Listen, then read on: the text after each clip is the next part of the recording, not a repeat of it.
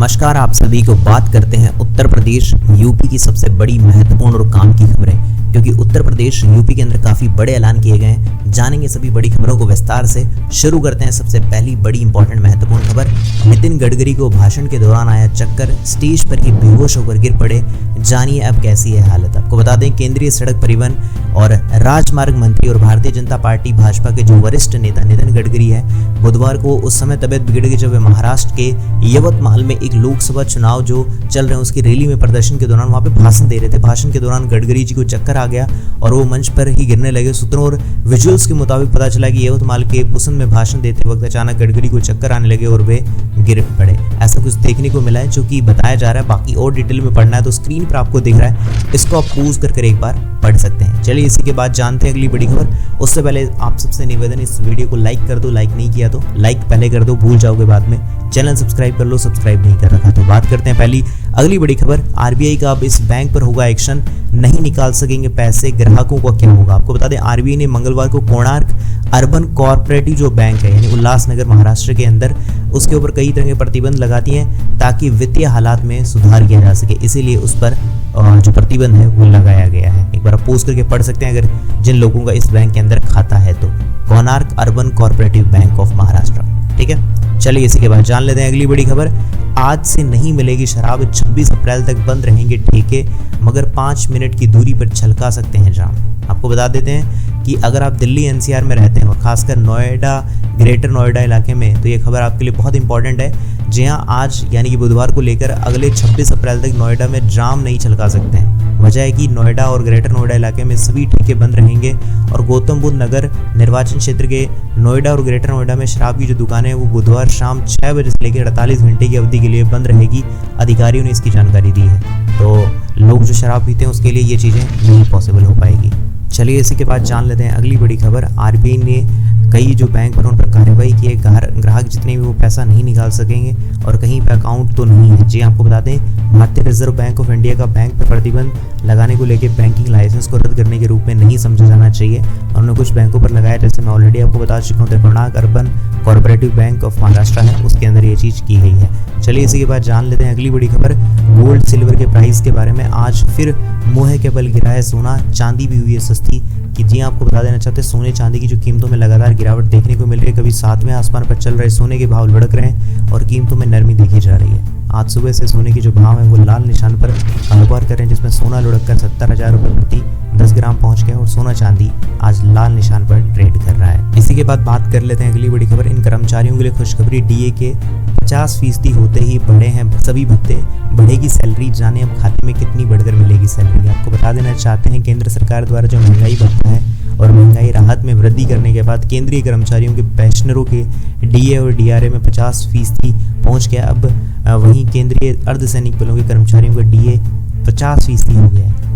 अब इसी वृद्धि के आधार पर सीआरपीएफ और आईटीबीपी ने अपने जवान कर्मियों में भत्तों में 25% की बढ़ोतरी की है। इसमें children education allowance, hostel subsidy, dress allowances, बाल कटाई, साबुन भत्ता, ये सारी चीज़ें हैं जो कि 1 अप्रैल 2024 से लागू हो जाएंगे। जिसमें सीआरपीएफ ने जो अपने बढ़ाए हुए भत्ते हैं वो इस प्रकार हैं, आप पोज करके एक बार पढ़ लीजिएगा। चलिए इसी के बाद बात कर लेते हैं अगली बड़ी खबर।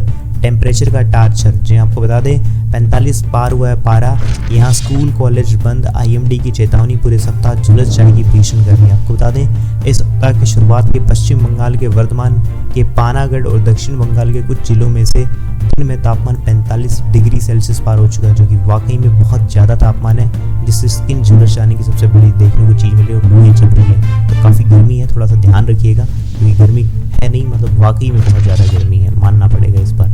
चलिए इसी के बाद जान लेते हैं अगली बड़ी खबर।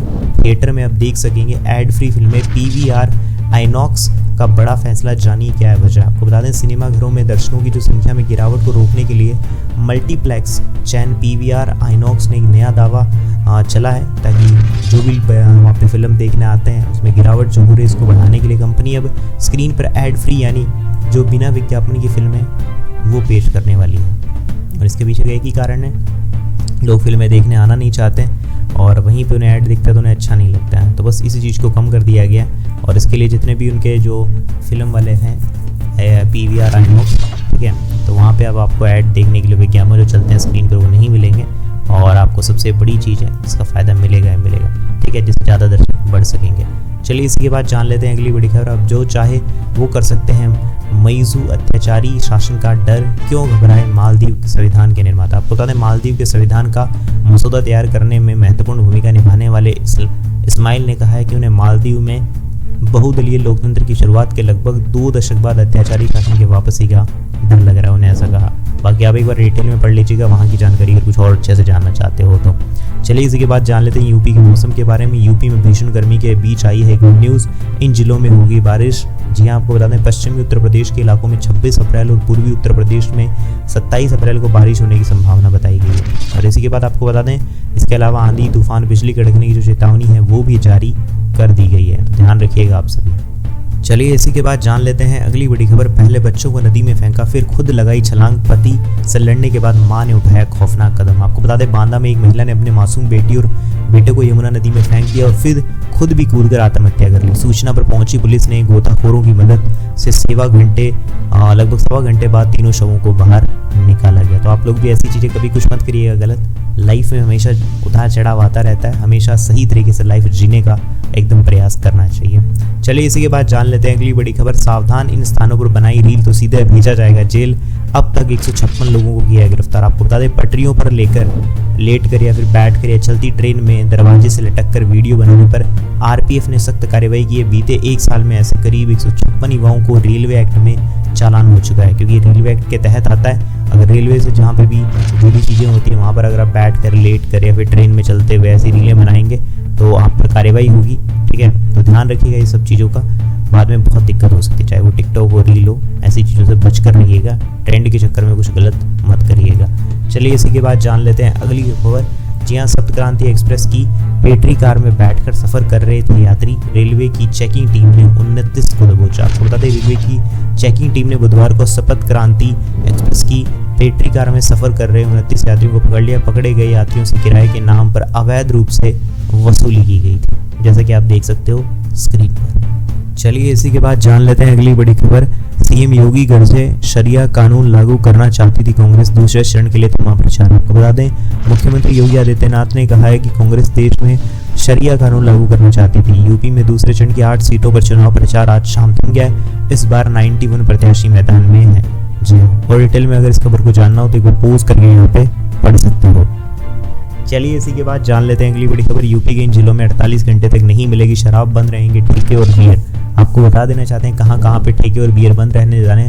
जी हाँ, यूपी में आज दूसरे चरण के जो चुनाव प्रचार थम जाएंगे और इस फेज में 8 सीटों पर वोटिंग होगी और इसे लेकर आज से ही केवल 48 घंटों के लिए शराब की दुकानें और बियर जो भी बिकती हैं उनको बंद रखा जाएगा। उसी के बाद जान लेते हैं अगली बड़ी खबर। यूपी में इस रेलवे स्टेशन से पटना और दिल्ली के लिए चलेगी समर स्पेशल ट्रेनें। जी आपको बता दें, गर्मी को मद्देनजर रखते हुए जी हाँ, रेल प्रशासन ने यात्रियों की सहूलियत के लिए समर स्पेशल ट्रेनें चलाने जा रहे हैं। इसमें 24 अप्रैल से लेकर 27 जून तक कानपुर सेंट्रल से पटना के लिए साप्ताहिक ट्रेनें चलाई जाएगी। जो स्पेशली ट्रेनें चलाई जा रही है समर के लिए, समर वेकेशन में इधर से उधर लोग जाते हैं उनके लिए। तो ये थी उत्तर प्रदेश यूपी की सबसे बड़ी महत्वपूर्ण काम की खबरें। कैसी लगी आपको सारी की सारी खबरें मुझे एक बार कमेंट सेक्शन में बता दीजिएगा। वीडियो को लाइक नहीं किया तो लाइक कर दीजिए, चैनल को सब्सक्राइब नहीं करता तो सब्सक्राइब करके घंटी के निशान को दबाना मत भूलिएगा। मिलूंगा ऐसी अच्छी और वीडियो के साथ, तब तक के लिए जय श्री राम, जय हिंद, वंदे मातरम।